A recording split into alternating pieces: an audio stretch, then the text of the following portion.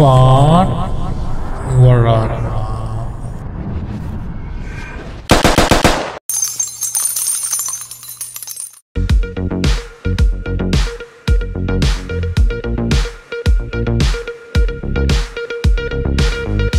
Faan Waraana karaa gumaa online qophiisaa kan isin dhiyeessu sagantaa barsiisaa qophii kana keessatti seenaa warraaqaa tarkaa'is qabsoo bilisummaa Oromoo faarsaa kaffalanii fi kaffalaa jiranii oolmaa waraana bilisummaa Oromoo